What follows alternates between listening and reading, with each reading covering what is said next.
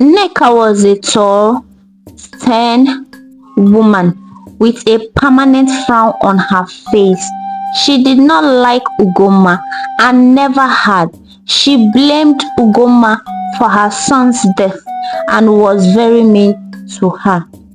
Hello guys, welcome back to my YouTube channel, and as you can see, we are about to dive into this an amazing story. Please, before I will continue with this interesting story, kindly like, share, comment, and lastly subscribe to this YouTube channel. See you. Back to our story. Once upon a time, in a small village in Igbo land, there lived a young girl named Ugoma. She was 25 years old and expecting her first child. Her husband, Obinna, had recently passed away, leaving her a pregnant widow. Ugoma was very sad and lonely without Obinna. They had been so happy together, and now she has to face the future alone. The village was full of kind people, but there was one person who made Ugoma's life very hard: her mother-in-law, Nneka. Nneka was a tall, stern woman with a permanent frown on her face. She did not like Ugoma and never had. She blamed Ugoma for her son's death and was very mean to her. Ugoma lived in a small hut on the edge of the village. Every day she struggled to do her chores because of her big belly.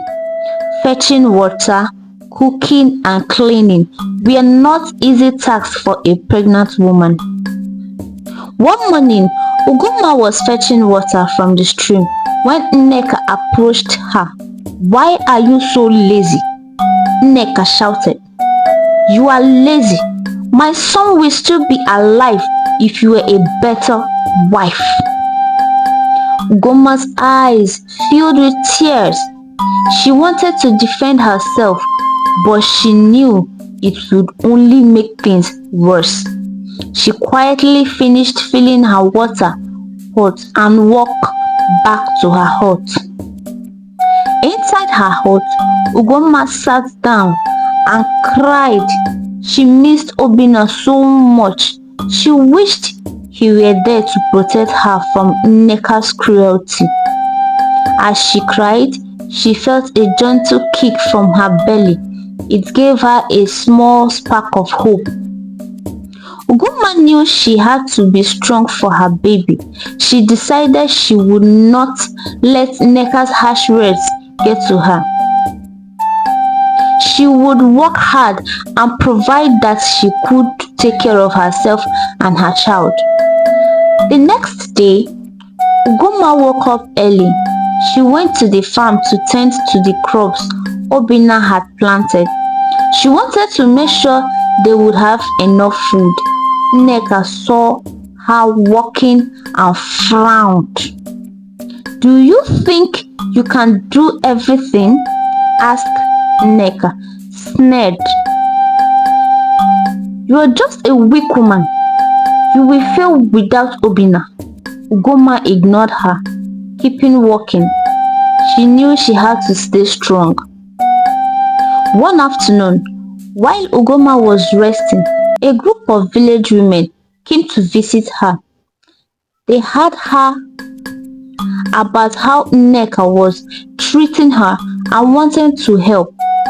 They brought food and kind words.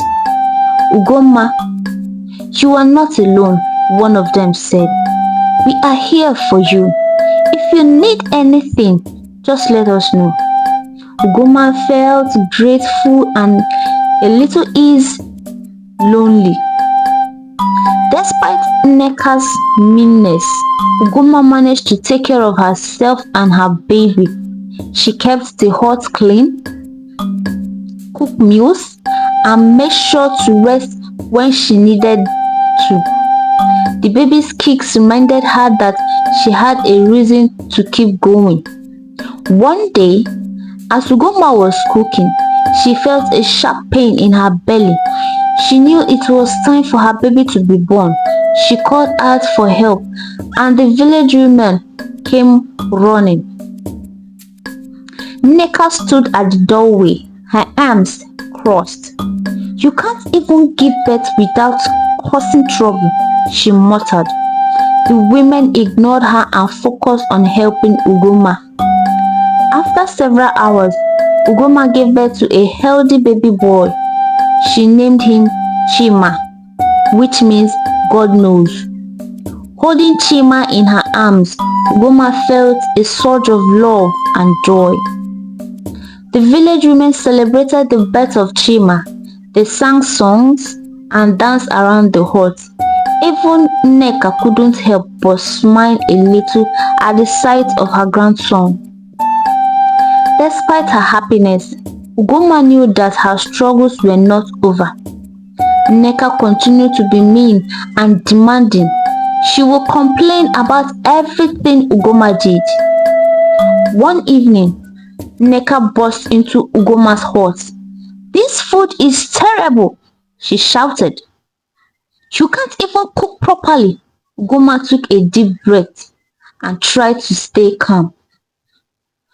"Please, Nneka, I am doing my best," Ugoma said softly. "I just want to take care of my child Chima, and make sure he is healthy." Nneka huffed and stormed out of the hut. Days turned into weeks, and Ugoma worked hard to provide for Chima.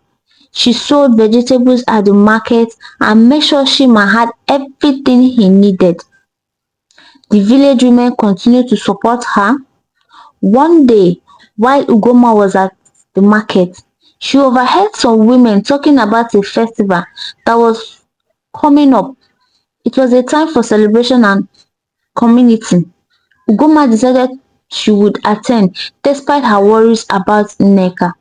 One day of the festival, Ugoma dressed in her best clothes and carried Chima to the village square. The air was filled with music, laughter, and smells of delicious food. As Ugoma walked through the crowd, she felt a tap on her shoulder. It was Nneka. "Why are you here?" Nneka asked harshly. "You don't belong here without Obina."